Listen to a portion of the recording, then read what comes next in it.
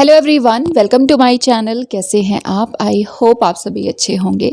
आज के इस वीडियो में हम बात करने वाले हैं national institute of technology Delhi की, NIT Delhi. Yes I know, बहुत वेट रहता है, बहुत इंतज़ार रहता है इनके फॉर्म्स का, क्योंकि बहुत रेयरली आते हैं। रोलिंग एडवर्टीजमेंट है जो हमने मोस्टली डिस्कस किया है, बट येस फिर से यहाँ पे जो फॉर्म्स हैं रेगुलर PhD के वो एक्टिव हैं, एंड इस वीडियो में हम उसी को डिस्कस करने वाले हैं। तो सबसे पहले आपको इनके ऑफिशियल वेबसाइट पे विजिट करना होगा, जो कि सिंपल है nitdelhi.ac.in, आई मीन राइट।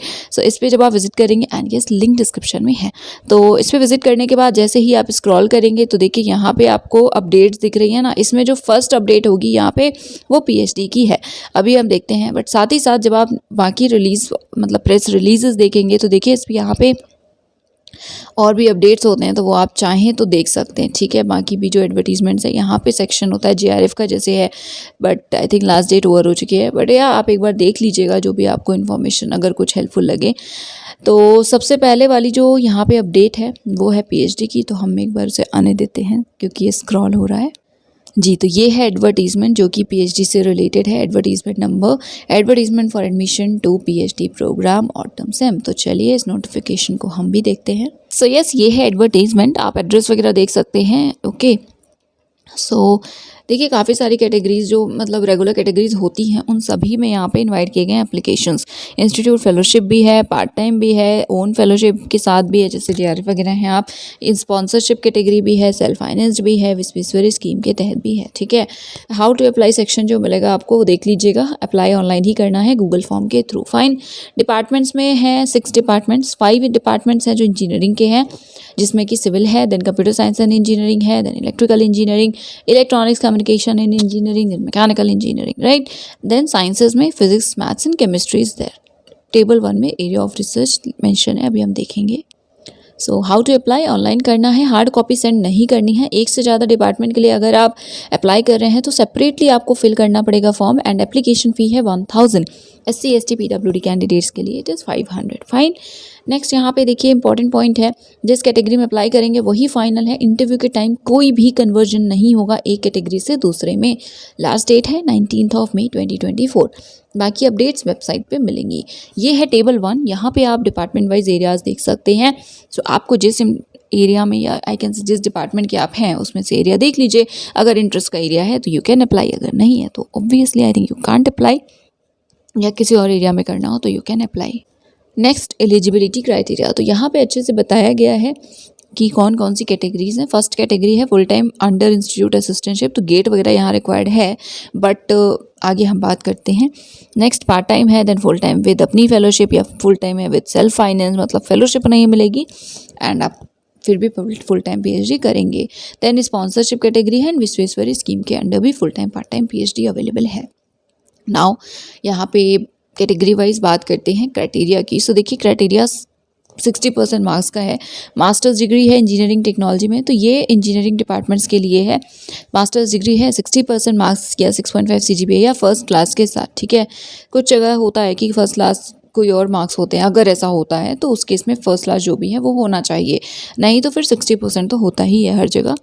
यहाँ पे देखिए गेट रिक्वायरमेंट है, तो एप्लीकेंट के पास गेट क्वालिफिकेशन हो, अगर नहीं है फिर भी इसी कैटेगरी में अप्लाई करना है तो एक रिटर्न कंडक्ट करवाया जाएगा, उसे आपको ऑब्वियसली क्लियर करना होगा, देन इंटरव्यू वगैरह होगा। क्लियर करेंगे तभी फेलोशिप मिलेगी, राइट।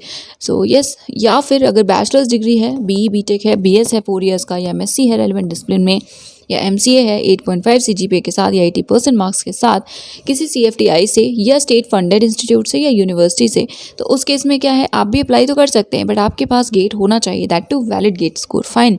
नेक्स्ट साइंस डिपार्टमेंट्स, तो मास्टर्स डिग्री है साइंस के अपने सब्जेक्ट में 60% मार्क्स के साथ या 6.5 CGPA के साथ, तो आप भी एलिजिबल हैं। यहाँ पे देखिए कैंडिडेट जिनके पास मास्टर्स डिग्री साइंस में है उनके पास गेट या नेट होना चाहिए, तभी फेलोशिप मिलेगी।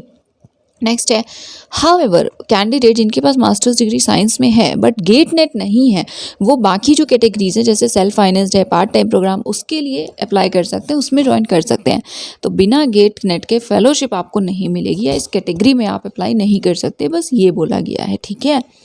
नेक्स्ट यहाँ पे है वो कैंडिडेट्स उनके लिए इन्फॉर्मेशन जो नेट JRF वगैरह हैं। सो कैंडिडेट्स जिनके पास गेट है या JRF है जीपैट इंस्पायर फेलो हैं, स्पॉन्सर्ड है किसी एजेंसी के थ्रू, तो देखिए उन्हें इंस्टीट्यूट का रिटन एग्ज़ाम क्वालिफाई नहीं करना है।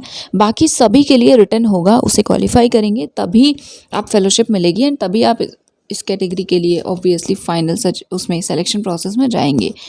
तो अगर मैं मतलब कम शब्दों में बोलूँ तो देखिए गेट नेट रिक्वायर्ड है, होना चाहिए, ठीक है।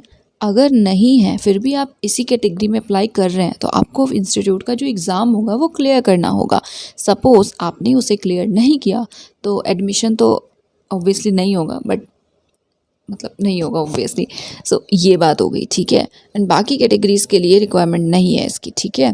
नेक्स्ट है कि हाउएवर गेट नेट के बारे में लिखा हुआ है आउटसाइड एजेंसीज और इंस्टीट्यूट एग्ज़ाम, ये सभी सिर्फ शॉर्ट लिस्टिंग के लिए है। तो अगर रिटन क्वालिफाई कर लिया, मान लीजिए गेट नहीं है, आपने एग्ज़ाम दिया, क्लियर कर लिया, फिर इंटरव्यू होगा। तो ऐसा नहीं है कि डायरेक्टली ऐसा हो गया कि नहीं अब सिलेक्शन है, तो इंटरव्यू तो सबको देना ही है, ठीक है। तो यस, फिलहाल ये था फर्स्ट कैटेगरी से रिलेटेड इन्फॉर्मेशन थी। नेक्स्ट है पार्ट टाइम। तो कैंडिडेट्स उन ऑर्गेनाइजेशन से अगर आप हैं जिनका MOU है इनके साथ या करंट साइंटिस्ट वगैरह हैं तो इनमें अलग अलग कैटेगरीज है, तो आप कर सकते हैं अप्लाई। यहाँ पे देख लीजिएगा एम्प्लॉयज़ वगैरह होना चाहिए, अगर यूनिवर्सिटी के हैं तो NIRF टॉप 100 में हो वो इंस्टीट्यूट, ठीक है।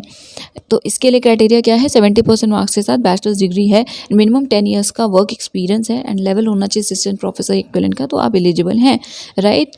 ये सारे जो पॉइंट्स हैं ना प्लीज़ एक बार देख लीजिएगा, बाकी NOC वगैरह आपको सबमिट करना पड़ेगा, फाइन। नेक्स्ट एक्सपीरियंस, तो अगर ME MTech किया है तो पोस्ट क्वालिफिकेशन रिक्वायरमेंट नहीं, एक्सपीरियंस की BE BTech के लिए 1 साल है, तो ये अलग अलग, ये पार्ट टाइम PhD के लिए है, ठीक है। फिर अपनी फेलोशिप है तो यस आप भी एलिजिबल अप्लाई कर सकते हैं, डायरेक्टली इंटरव्यू ही होगा। नेक्स्ट है PhD programme full time self finance, तो सेल्फ फाइनेंस कैटेगरी भी है। अगर आप सेलेक्ट हो जाते हैं तो फेलोशिप आपको नहीं मिलेगी, खुद से आप बेयर करेंगे अपने सारे जो भी आपके एक्सपेंस होंगे वो, ठीक है, फीस वगैरह एवरीथिंग।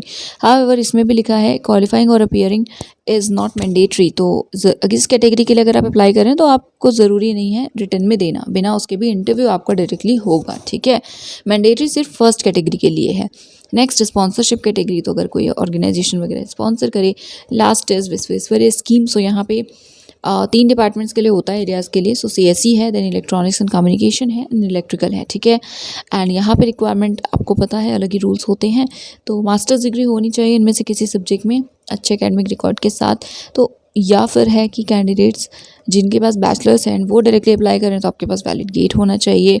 एंड यहाँ पे इसी तरह CFTIs वगैरह से हैं, 8 CGPA है तो उस केस में गेट रिक्वायरमेंट नहीं है बेसिकली, फाइन। अब सपोर्ट कितना है, तो देखिए फेलोशिप फर्स्ट 2 ईयर्स में जो होती है वो अराउंड 39,000 होती है, देन उसके बाद लाइक 2 ईयर्स के बाद थर्ड ईयर से आपको अराउंड 44,000 मिलता है। बाकी देख लीजिए ग्रांट वगैरह होता है बहुत सारा, तो ये सपोर्ट आप देख सकते हैं, पार्ट टाइम फुल टाइम के लिए अलग अलग है, ठीक है। यहाँ पे फिर कुछ इंपॉर्टेंट पॉइंट्स हैं तो देख लीजिएगा। सीट मैट्रिक्स कैटेगरी वाइज की बात करें तो देखिए जो इंस्टीट्यूट असिस्टेंटशिप कैटेगरी है उसमें टोटल 90 सीट्स हैं एंड यहाँ पे कैटेगरी वाइज भी है। देन अपनी फेलोशिप या स्पॉन्सर्ड कैटेगरी में टोटल 24 सीट्स हैं। विश्वेश्वरैया स्कीम में टोटल फुल टाइम 5 है एंड पार्ट टाइम 2 हैं एंड जो regular normal part time category है उसमें टोटल 18 सीट्स हैं, ठीक है। नाउ एडमिशन प्रोसीजर है, सो देखिए अगर आपके पास ये सारे लाइक कोई इनमें से क्वालिफिकेशन है, आपके पास नेट LS है, GRF है, GPAT है, इंस्पायर फेलो आप ऐसा कुछ, तो आपके लिए मैंडेटरी नहीं है इंस्टीट्यूट का जो रिटर्न है वो देना। बाकी सभी के लिए मैंडेटरी होगा, आपको देना होगा, क्लियर करना होगा, तभी आपको फेलोशिप मिलेगी, तभी इनफैक्ट आप इंटरव्यू के लिए जाएंगे, ठीक है। एंड बाकी यस ये जो क्राइटेरिया है जैसे गेट GRF ये सब सिर्फ शॉर्टलिस्टिंग के लिए, फाइनल डिसीजन इंटरव्यू पैनल का ही होगा। तो यस बाकी इस तरह से जो और पॉइंट्स हैं इनको देख लीजिए, अगर आपको लगता है कोई कन्फ्यूजन है तो बता दीजिएगा। प्रेजेंटेशन इंटरव्यू के लिए भी लिखा हुआ है, यहाँ थोड़ा सा मार्क्स की भी बात की गई है। स्क्रीनिंग टेस्ट जो है कट ऑफ 40% का होगा, उससे ज़्यादा होगा तभी आप क्लियर करेंगे इसे। एंड पैटर्न क्या होगा एग्ज़ाम का, तो जो गेट का होता है, अगर आपके सब्जेक्ट में गेट नहीं होता तो जो नेट का पैटर्न है वही होगा। रिटन टेस्ट जो है वो MCQ मोड से होगा, कोई भी नेगेटिव मार्किंग नहीं होगी, ठीक है। नेक्स्ट यहाँ पे है प्रोसीजर, तो देखिए ये लिंक है, इसके थ्रू आपको अप्लाई करना है। सारे पॉइंट्स यहाँ पे पढ़ लीजिएगा, अप्लाई ठीक से करिएगा, गलती मत करिएगा एंड करेक्टली डॉक्यूमेंट्स को भी अपलोड कर दीजिएगा, ठीक है।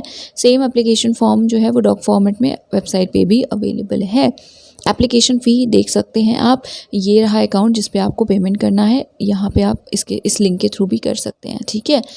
यस बाकी NOC वगैरह से रिलेटेड है कैटेगरी वाइज, तो इसको आप देख लीजिएगा। कोई अगर इशू है जैसा मैंने पहले कहा तो बता दीजिएगा। फिर यहाँ स्कॉलरशिप के बारे में बताया गया है। देन इंपॉर्टेंट डेट्स हैं। सो लास्ट डेट इज़ 19 मई। फिर लिस्ट आएगी 22 को। रिटन टेस्ट जो है वो 28 मई को होगा, 28 मई को, एंड आपको जाना होगा दिल्ली, ठीक है। तो ऑफलाइन मोड से ही होगा। फिर लिस्ट आएगी एंड सेम डे 28 एंड 29 को एक्चुअली जो इंटरव्यू है वो होगा, राइट। तो आई थिंक यस, ये कुछ इन्फॉर्मेशंस थी। आपको कोई क्वेरी है तो आप इन्हें मेल कर सकते हैं, कांटेक्ट कर सकते हैं। एंड यहाँ पे प्रॉपर जो बताया गया है कैसे फिल करना है आपको, ठीक है। तो देख लीजिएगा कि सब ये है, मतलब एप्लीकेशन फॉर्म का फॉर्मेट, ठीक है। So yes, I think that is it for today. ये था आज का वीडियो। एंड हेल्पफुल लगा हो तो शेयर कर दीजिएगा, लाइक कर दीजिएगा, एंड प्लीज़ चैनल को सब्सक्राइब कर लीजिएगा for more updates. And that is it for today. Thank you so much for watching this video.